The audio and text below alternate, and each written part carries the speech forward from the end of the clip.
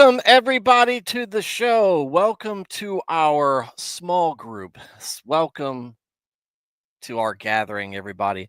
My name is Stuart Davis. I am your host, Flawed Man of God, and this is just this place where we gather to talk about the faith, discuss it in many different facets, and give you a little bit of impression what it's like when you get a few of us together. Our current project that we're going through right now is we're going through the Bible, reading through it from Genesis to Revelation.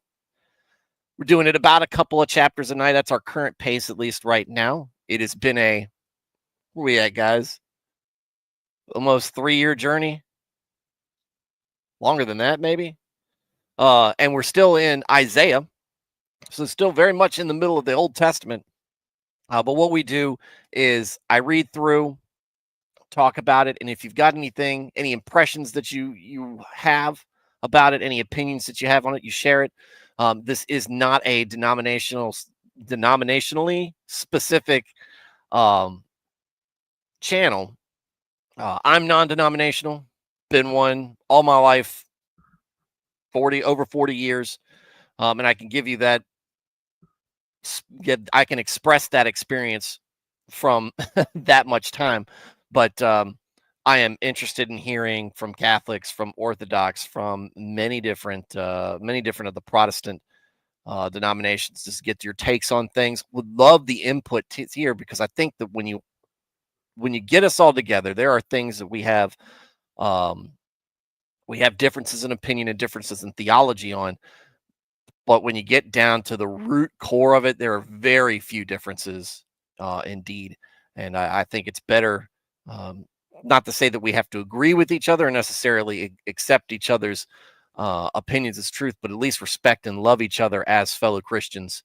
And I think that that's important, especially in a day where we can do a lot better job, instead of fighting each other and screaming about who's wrong about what, that we have a huge opportunity and pool of people out there who you just have not been exposed to Jesus, or have not realized that that's where they belong, and we could all do a better job reaching out to them.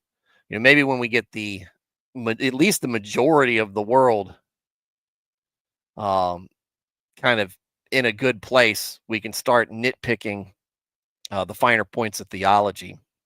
But that's my take. That's kind of what the culture of this channel is on that. And the other thing is, I am not an expert here. Look, like I said, I've been a Christian for a long time, my whole life, but I'm not a pastor. I'm not a biblical scholar, and I haven't graduated from seminary. I don't have any formal classical training in that regard.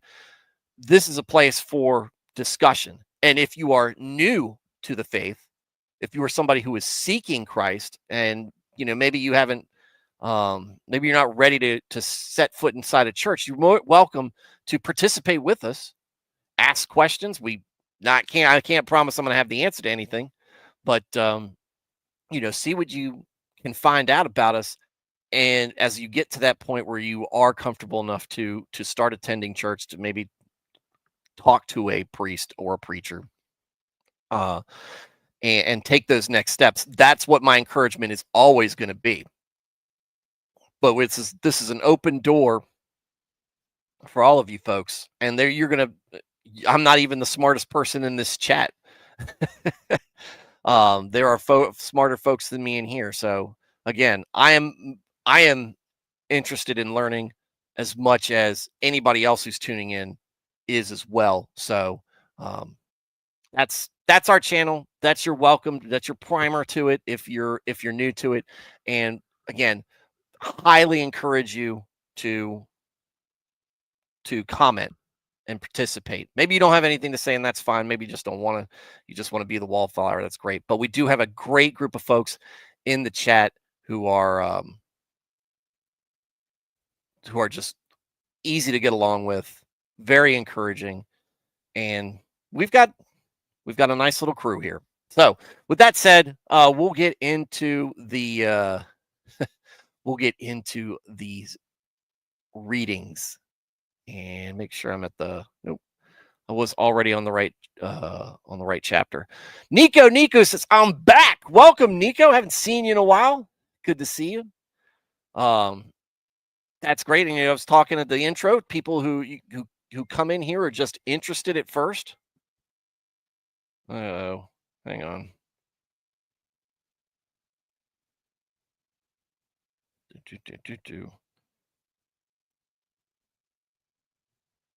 No. Who were just interested in learning more about Christianity at first. I think Nico, if I remember correctly, that's how you started. He started following along, hadn't really read scripture at all. Just so Nico was great. He's still great. That's not past tense. That he's not great anymore. Nico was great when he was brand new at this, and we were right in the middle of probably some of the most action and narrative packed parts of the Old Testament. And just getting his raw reaction and questions to things, and it was it was a very fun thing to have in the chat because it gave us a lot to kind of comment on. Now, Nico has since joined the church and he's doing his own thing, and that's great. Proud of him. It's a huge. I think it's a huge accomplishment for this channel. On just putting it on Nico alone, what we were able to do making this channel from the beginning, and the time and effort I've put into this, which is a little on the minimum side, but I have dedicated time and attention to this. That's made it all worth it. On top of all that, though, we have great folks who are also regulars, like Jenny ELJ, who's here. What's going on, ma'am? And Alias and Thad the Man and a person I don't recognize. They don't have a wrench, and the reason I put the wrench on is just so I know I know who's been here, been a regular before. Smile Happy, what's going on? Glad to have you here, and fantastic that you decided at least to pop into the chat just to say, even if it was just to say hello, but follow along with us. We want to hear from you. So this is our small group. This is what makes it great, right? Aside from the word. But yeah. All right. So two things I got before we start getting into things. We've got two potential interruptions that could happen during this stream tonight. One is we've got a thunderstorm going on. I think it's largely past here right now, but who knows? It's been raining here for a while, and it's going to rain until Friday, I think. But it's definitely it's definitely not the best conditions out there. So if I lose power, I lose power. So that's number one. Number two, my daughter has been having difficulty getting to sleep recently, and she was still not asleep at the time. I normally rock her and put her to bed right before I stream. I was doing that, and she was still a little restless, so I might have to end the stream if she's crying. She's going through some sort of sleep regression right now. I know you guys are all great and patient with me when things around here demand my attention, but just kind of give you a heads up, there's that's a possibility. So hope you guys are all doing all great. You're going through having a great week so far. And again, Nico, good to see you. Ailey, it's been a while since I've really seen you in the chat anyway. Jenny and Thad, you guys are around all the time. Great and familiar faces. All right, so we're going to get into Isaiah 32 tonight and Isaiah 33 tonight. What we've been seeing in the past couple of chapters was a little bit different tone. We've seen it be a little bit more hopeful, but last night God was talking about how all these predictions of judgment, punishment, strife, basically, that's that's gonna come down, that's happening to Israel, that's gonna happen to Jerusalem and Judah, um, is a result of behavior that they've been up to. It's gonna happen. The expectation is that you're gonna take your punishment. Don't try to get out of it because one, it's not gonna work. Don't try to get out of it. Don't think that somebody's gonna keep you from. Hang on, left laundry hanging on the railing. Don't think that there is somebody who's going to be able to save you from it outside of me. And when I say me, I mean this is God speaking, right? So the warning was specifically, don't go to Egypt thinking that that's going to keep you safe, that's going to shelter you from what's coming. And again, from what we've already seen from Isaiah's prophecies that we know happened, because today we're looking back on the historical record, what Isaiah has already prophesied is going to come to pass. Everybody's getting wrecked. And so trying to escape it and thinking that you're just going to fool God, that's not how it's going to work. No, instead what God is instructing his people to do is to have faith in him, that there are going to be some hard times coming up. But trust in him, have faith in him, call out to him, and then there will be reward, either some reprieve from what's happening or on the back end on the other side. And we talk about it. This is kind of what I say about kind of one of the things is when I became a parent, so much of God's nature made more sense in the way in his interactions with us. And this is very much a look, you've done things that are wrong. And I've tried instructing you, I've tried punishing you already in other ways, and you just haven't listened. We had an agreement that we made. I have done above and beyond meeting my side of the agreement. You, the Israelites, have repeatedly broken our agreement in the most disrespectful way possible. So there's gonna be I've got to teach you a lesson. But I still love you guys. I still care about you. Just because I'm punishing you doesn't mean I hate you. Just because your actions disgust me doesn't mean I hate you. I hate what you're doing.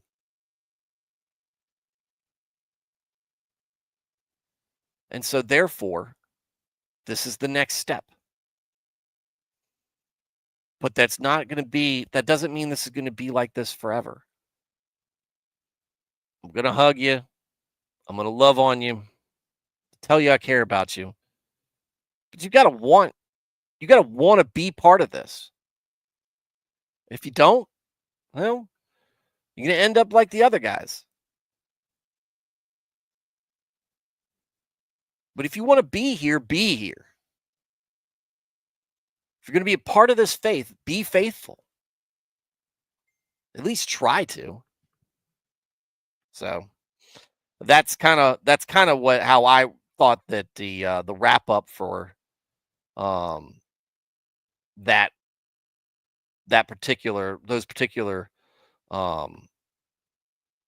chapters in Isaiah went. So we're going to follow up.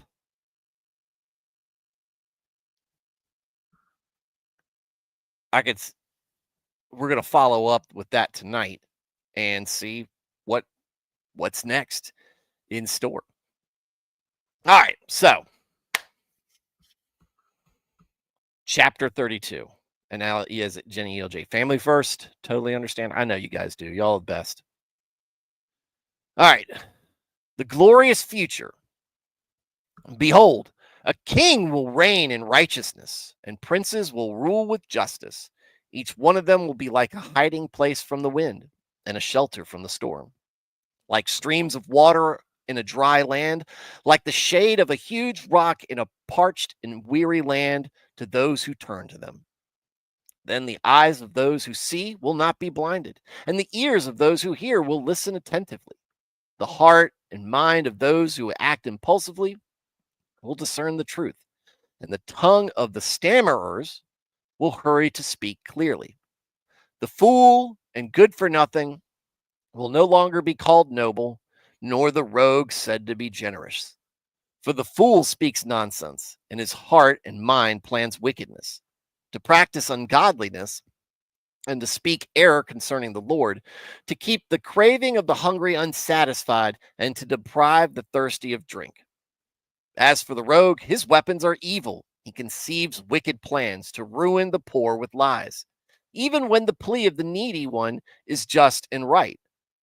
But the noble man conceives noble and magnificent things, and he stands by what is noble and magnificent. Rise up, you women who are carefree, and hear my voice. You confident and unsuspecting daughters, listen to what I am saying. In little more than a year, you will tremble with anxiety, you unsuspecting and complacent women, for the vintage has ended, and the harvest will not come. Tremble, you women who are carefree. Tremble with fear, you complacent ones. Strip, undress, and wear sackcloth on your waist in grief. Beat your breasts in mourning for the beautiful fields, for the fruitful vine, for the land of my people growing over with thorns and briars. Yes, mourn for all the houses of joy in the joyous city. For the palace has been abandoned, the populated city deserted, the hill of the city and the watchtower have become caves for wild animals forever, a delight for wild donkeys, a pasture for flocks, until the Spirit is poured out upon us from on high, and the wilderness becomes a fertile field, and the fertile field is valued as a forest. Then justice will dwell with the wilderness. I'm sorry. Then justice will dwell in the wilderness, and righteousness will live in the fertile field.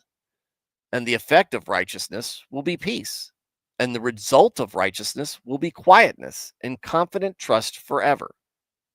Then my people will live in a peaceful surrounding, and in secure dwellings, and in undisturbed resting places.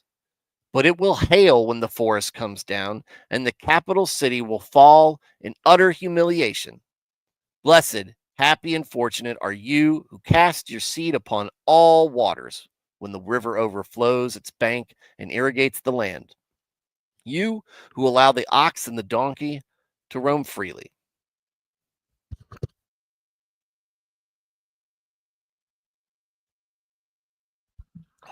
Sorry, guys. Um, all right.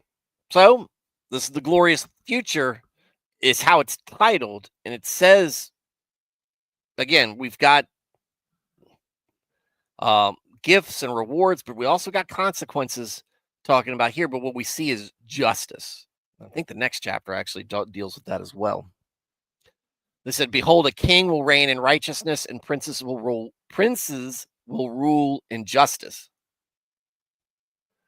All right. So the footnote on that said the messianic age is again in view.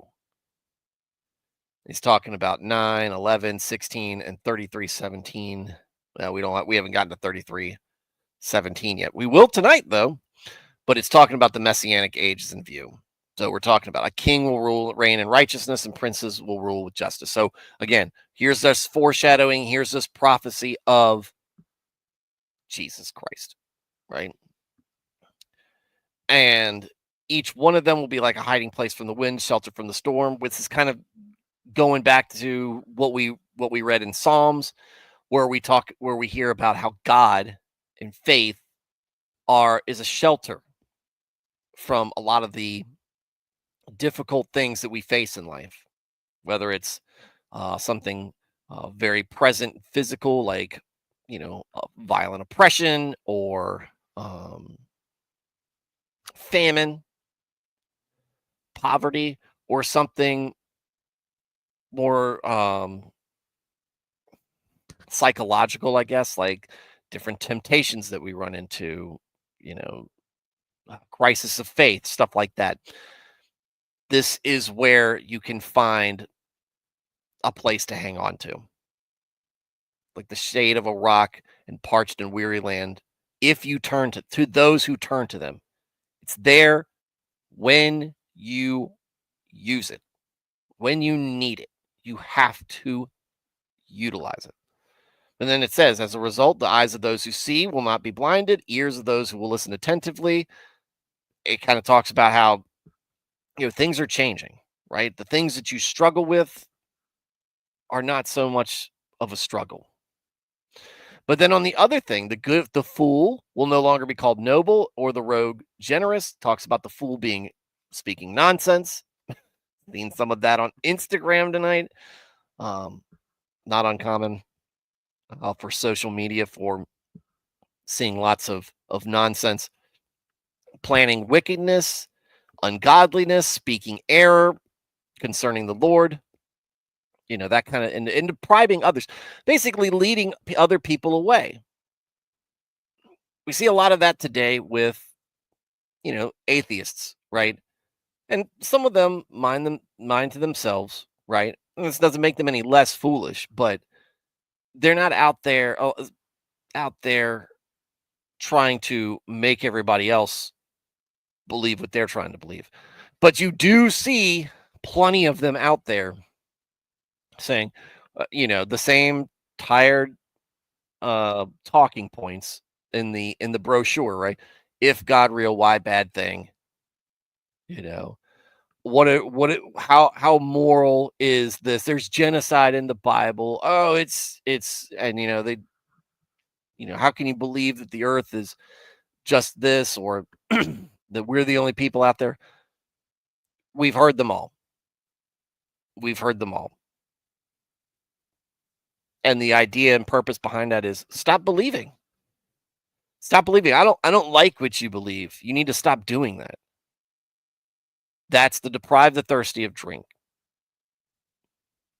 keeping the craving of the hungry unsatisfied. I'm trying to keep you away from the faith. And as for the rogue, his weapons are evil. He conceives wicked plans to ruin the poor with lies, even when the plea of the needy one is just and right. Same concept, more insidious. One is just because he's foolish. The other is through malicious intent.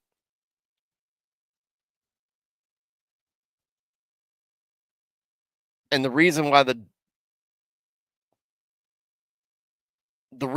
the fool and the rogue are not considered noble or generous is because noble men, maybe not by title, right, conceive noble and magnificent things.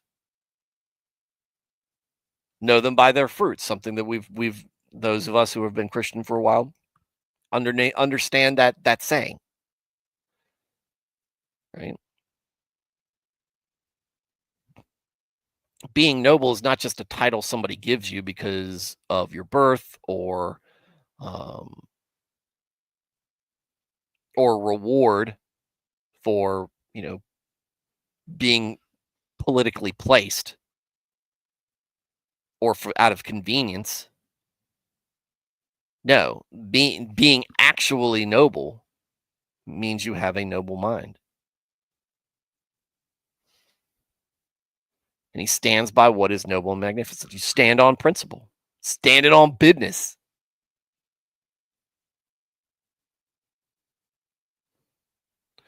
Now, the next part talks about the women who are carefree. Here, you confident and unsuspecting daughters. Listen to what I'm saying. There is more here that I'm not understanding. So we're going to delve into it a little bit. Oop, that's not right. There we go. Let's see if somebody's got more context to add to this.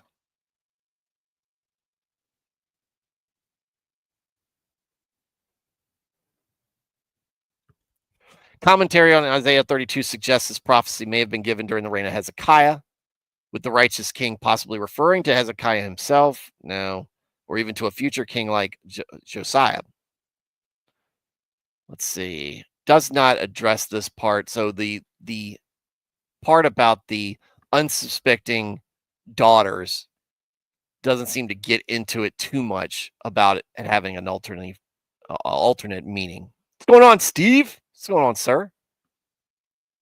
Welcome to the show. We're just going over the first of our 2 chapters tonight. But here's the warning, right? Because y'all, you carefree women out there, right? We've talked about the fools and the rogues, the dastardly villains, and we've talked about kind of the folks seeking righteousness, or those who are, you know, struggling or suffering in some way. What's going on, Octavia? And we've talked about what they are at, but now we're at, like, kind of the folks out there who, well, he mentions women specifically because I think that just culturally, that's what you see. They're out there. They're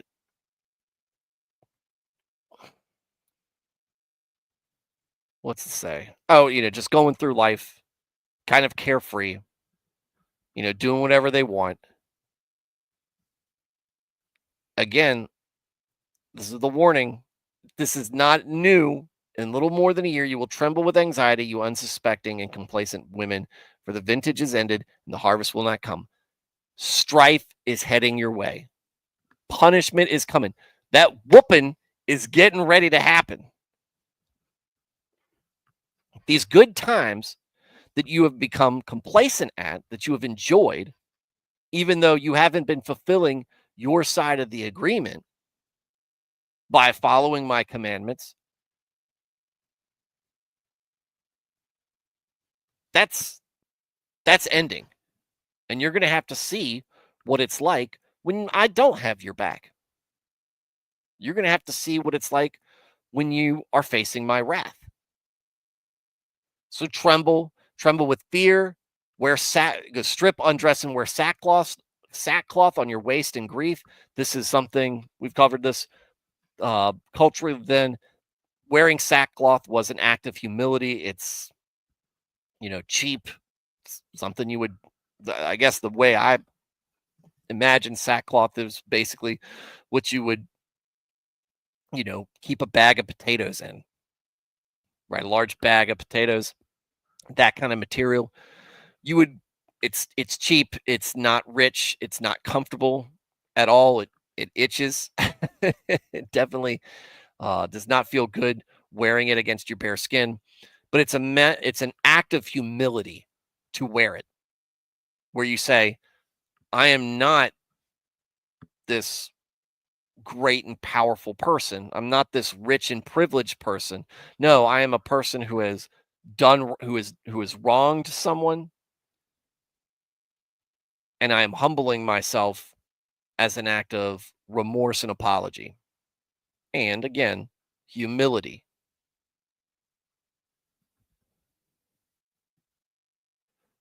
The beating your breasts in mourning, I don't know that the context behind that, but it's for the beautiful fields, for the fruitful vine, just basically, I guess, crying out, longing for what you've lost, right? You need to be humble, apologetic, repentant.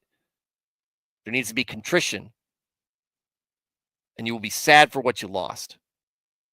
And more for the land, for my people growing over with thorns and briars. Yes, mourn for all the houses of joy in the joyous city, because the palace is abandoned and the populated city deserted. And this is talking about Israel falling, Jerusalem's under siege. Eventually, Judah will be in the same place that Israel is in, where it's being basically taken over, scattered, and left as a waste. It said, "Justice will dwell in the wilderness, and righteousness will live in the fertile field." That's all that's going to be left of this place. But the effect of the righteousness will be peace. And the result of righteousness will be quietness and confident trust forever. And then my people will live in a peaceful surrounding. and in secure dwellings and in undisturbed resting places. This is the back end. This is, again, just kind of like last night, the chapters we were reading. Just because I'm punishing you for what you've done wrong doesn't mean I'm abandoning you. You can spank your kid, ground your kid, do whatever it is that you discipline. That doesn't mean you're giving them up for adoption. You're not dropping them on the doorstep of somewhere. No. You're kicking them out of the house. No. Still got a room. You still got a place in my heart. You're still a part of this family. But you've got to understand there's actions have consequences. And if once we're through these consequences, get back on the straight and narrow. And let's go back to that place I was trying to get you in the beginning. Kind of like how Joshua, the generation of Joshua was. Righteous and God-fearing and obedient, faithful. He's given us all the rules and guidelines and encouragement and understanding of what we need to do, and even recourse for us when we mess up. You don't have to be perfect. This is before Christ died for our sins, right? They're still in the Old Testament. Even before Christ, there was ways to pay penance through sin offerings and all other type of offerings.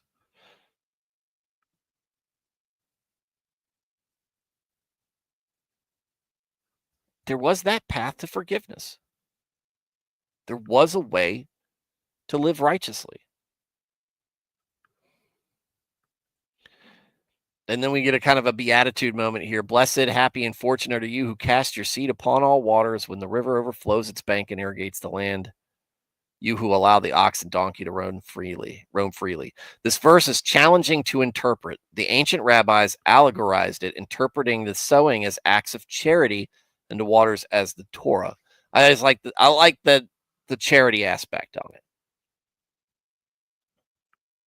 Be charitable, even when it's difficult to be. I know that's something we all probably struggle. Well, I won't say we all struggle with. I know people who are just naturally faithful in their charity, and not just people who are blessed with financial independence or security. I know people who are charitable with their time and their money who have very little of either.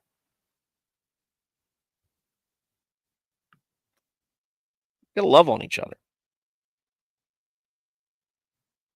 All right. Isaiah 33. The judgment of God. Woe, judgment is coming to you, O destroyer, you who were not destroyed, and he who is treacherous while others did not deal treacherously with him. As soon as you finish destroying, you will be destroyed. As soon as you stop dealing treacherously, others will deal treacherously with you.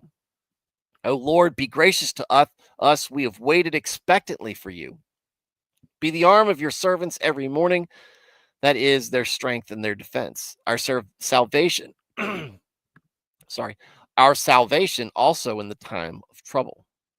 At the sound of the tumult, the peoples flee. At the lifting up of yourself, nations scatter. Your spoil of Israel's foe is gathered by the people of Jerusalem as the caterpillar gathers. As locusts swarming, so people swarm on it. The Lord is exalted, for he dwells on high. He has filled Zion with justice and righteousness, and he will be the security and stability of your times, a treasure of salvation, wisdom, and knowledge. The fear of the Lord is your treasure. Now look, Their brave men shout outside. The ambassadors seeking a treaty of peace weep bitterly. The highways are deserted. The traveler has ceased to appear. The enemy has broken the covenant. He has rejected the cities. He has no regard for any man. The land mourns and dries out. Lebanon is shamed, and its lush foliage withers. Sharon is like a desert plain, and Bashan and Mount Carmel shake off their leaves. Now I will arise, says the Lord. Now I will be exalted. Now I will be lifted up. You have conceived dried grass. You will give birth to stubble. My breath is a fire that will consume you. The peoples will be burned to lime, like thorns cut down, which are burned in the fire. You who are far away, hear what I have done, and you who are near, acknowledge my might. The sinners of Zion in Zion are terrified. Trembling has seized the godless. They cry, "Who among us can live with the consuming fire? Who among us can live with everlasting burning?" He who walks righteously and speaks with integrity, who rejects gain from fraud and from oppression, who shakes his hand free from the taking of bribes, who stops his ears from hearing about bloodshed, and shuts his eyes to avoid looking upon evil. He will dwell on the heights. His place of defense will be the fortress of rocks. His bread will be given to him. His water will be permanent. Your eyes will see the king in his beauty. They will see a far distant land.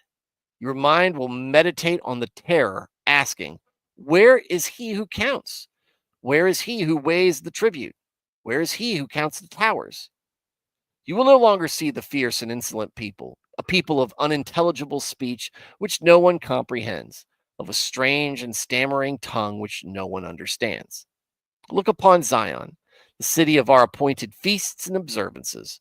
Your eyes will see Jerusalem, an undisturbed settlement, a tent which will not be taken down. Not one of its stakes will ever be pulled up, nor any of its ropes be severed. But there are the mighty and magnificent Lord. but there the mighty and magnificent Lord will be for us a place of broad rivers and streams, where no oar driven boat will go, and on which no mighty and stately ship will pass. For the Lord is our judge, the Lord is our ruler, the Lord is our king. He will save us.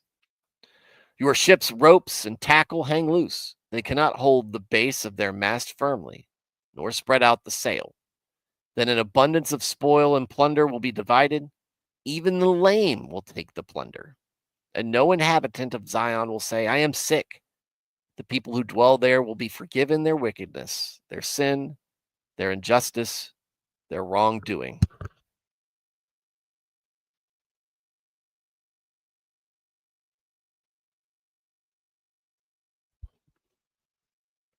Ooh, I love reading Isaiah, guys. It's the I I say this before. Hang on a second.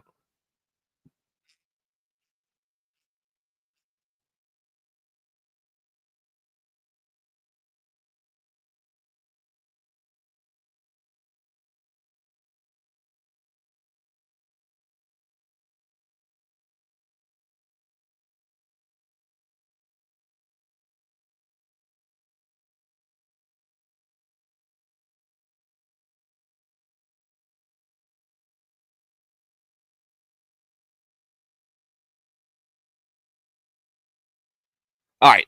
Before we go into reviewing this, I'm going to go tuck my son in real quick. So if you're going to go to the need to go to the bathroom or get a glass of water or whatever, we probably got another 15, 20 minutes of talking left to do. But here's a brief intermission. Like I said, while I tuck my son in, tending to the struggling to sleep daughter. So let me put this on real quick.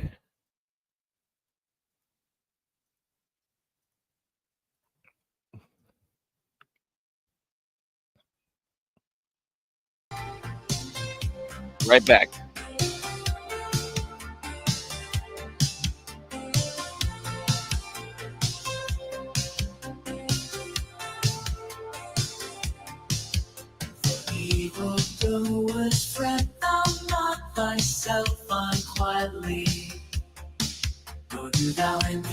unfair to those that work iniquity.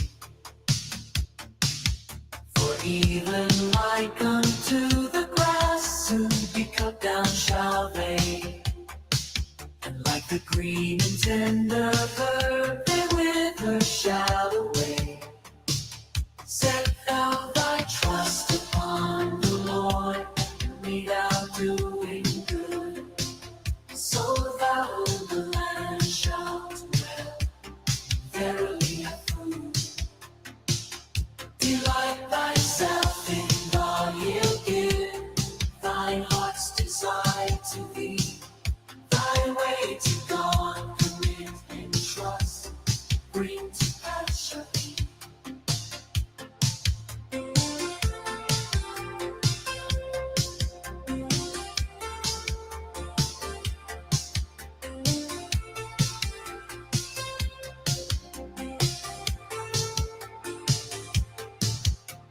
Like unto the light he shall thy righteousness display. And he thy judgment shall bring forth like noontide of the day.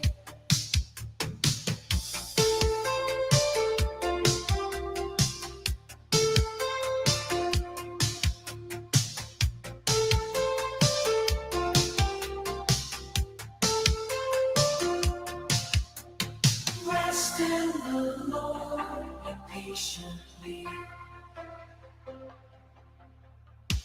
wait for him, do not fret for him who prospering in his way. Success in sin doth get, do not from anger cease in wrath.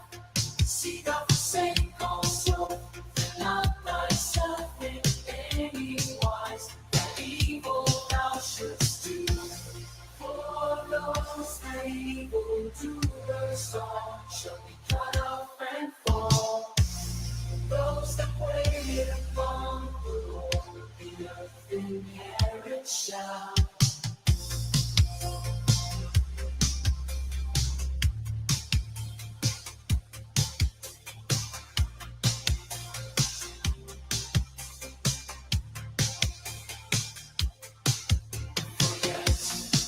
A little while and then the wicked shall not be. Place thou shalt consider well, but thou shalt not see. But thine inheritance the earth, and me one shall possess. They also shall delight themselves in abundant peace. The wicked plots against the just, and acting wets his teeth. The Lord shall laugh at him, because his day he coming soon.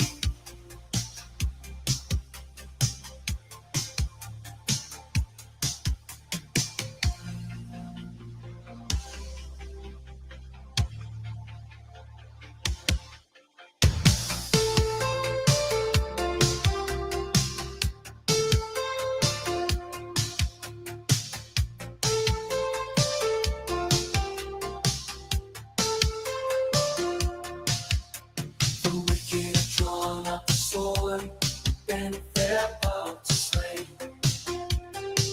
the poor and needy, and to kill men of an upright way. But their own sword which they've drawn shall enter their own heart. Their bows which they have bent shall break into pieces apart. A little that a just man hath is more and better far than is the wealth of many such that lewd and wicked are.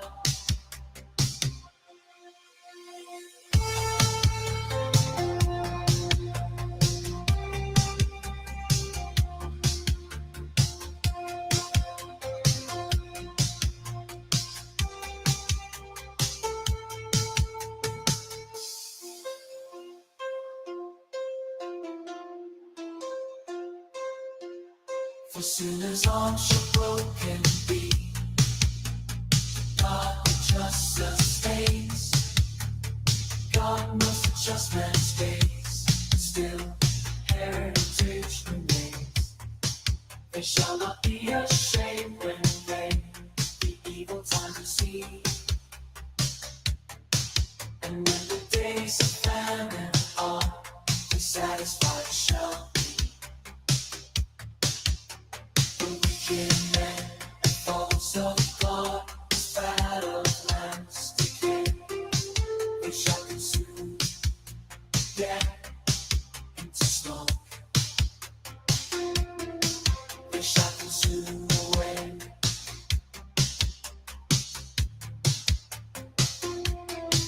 They shall consume away.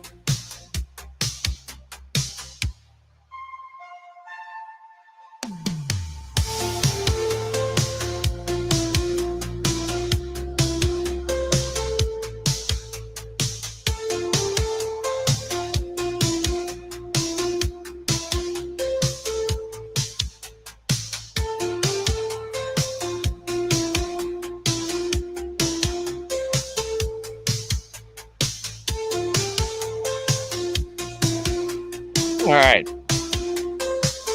What is going on? Dude, I had to try to invite him on the show sometime to ask what was going through, how he developed this Psalter, and why he used what he did as the visual aids for these Psalms. Um, when he created this playlist. Um, let me get the scripture back up. Let's get back to Isaiah. Whoops. Stop screen, share screen. I wish I could load multiple share screens at a time, but I guess that's too much. All right. So, going back on what we read. So, we're talking about, so the first part sounds like judgment is coming for you, to you, O destroyer, you who are not destroyed. I think this is talking about the Assyrians, right? Babylonians. Because what we learned so far in Isaiah is that look, strife is coming to everybody, but the worst punishment is coming to the folks that God is using to be the punishment. Nations are getting conquered and sacked and pillaged and whatnot, but the folks who do that aren't doing it out of some righteous cause and mission given from God. No, they're just doing what they want to do, and God knows that he has been holding them back from doing this. So as soon as they see the opportunity, they're going to do it. They're the punishment. But by doing that evil, they'll be condemning themselves. You who, O destroyer, you who were not destroyed, you were treacherous, you're going to get that back to you. As soon as you finish destroying, you will be destroyed. This will happen to you. And what do we know happens after this? Babylon and the Assyrians come and they lay siege to Jerusalem. What happens on the back end? They end up getting annihilated. And then you see Isaiah say, "O Lord, be gracious to us, because we have waited expectantly for you." There is a faithful contingent here. Be the arm of your servants every morning. Be our strength and defense, and be our salvation in time of trouble. Sound of tumult, people flee, and the lifting up of yourself, nation scatters. Like when you are all powerful. This is again the recognition of you're all powerful, right? But you're also our creator, and you're our salvation. We understand that we rise and fall at your behest, but because you care about us, we are faithful, and we want you to remember us and our faithfulness. Your spoil of Israel's foe is gathered by the people of Jerusalem.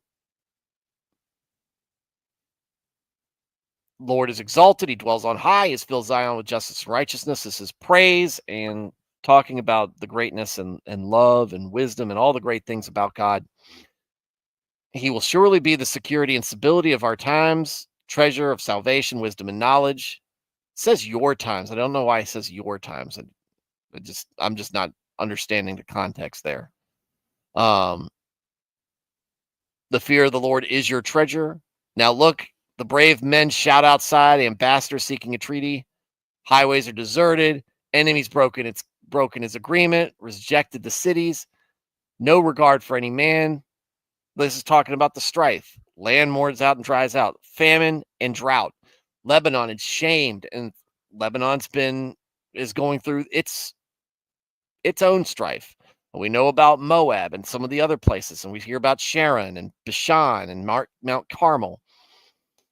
Then we see God say, now I will arise. Now I will be exalted. Now I will be lifted up. You've been punished. Now is the time to rally, apologize, and recognize me for who I am. I am the king. Going all the way back to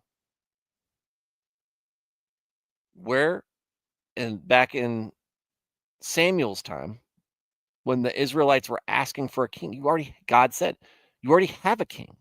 I'm your king. You need to start recognizing that. He said, you have conceived dried grass. You will give birth to stubble. My breath is a fire that will consume you. That's what life is like without me. And people who are far away, you'll find out, you will know from word traveling, and people who are here, you will see it with your own eyes. Sinners of Zion are terrified. Trembling has seized the godless, those who don't believe, those who have been faithless, those who have not been part. Again, this is God created you to be part of this world. If you don't want to be a part of God, existence is kind of part and parcel with that. You can go back from where you came if you don't like it. And some people just refuse to accept that God even exists. But then they cry, who among us can live with the consuming fire? And who among us can live with the everlasting burning? Sounds like hell. He who walks righteously. So he is righteous, who speaks truthfully, who doesn't who rejects fraud and oppression, doesn't take bribes, doesn't stops his ears from hearing about bloodshed. I think that has to do with plotting about things, but shuts his eyes to avoid looking upon evil. There is reward for that. To dwell in the heights. You will have a fortress. You will have your bread and your water. You will not be hungry or thirsty. You will see the king in his beauty, if they will see a far distant land. Your mind will meditate on the terror, asking, where is he who counts? And I don't know this.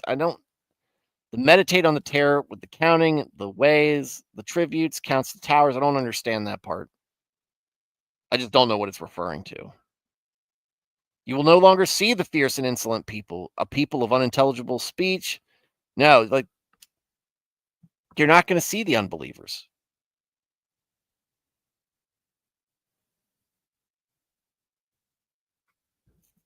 You'll be removed from that. No, you will look upon Zion, the city of our appointed feasts and observances. Jerusalem, undisturbed, a tent that will not be taken down. It will never be conquered. Basically, mighty and magnificent Lord will be for us. Broad rivers and streams. Peace, folks. Peace and quiet, tranquility, and plenty. There will be abundance of, and that's that, abundance of spoil and plunder. Even the lame will take the plunder, and there will be no sickness. And the people who dwell there will be forgiven their wickedness, forgiven their sins, right? It just sounds like some references to heaven or to redemption and getting, being forgiven your sins, right?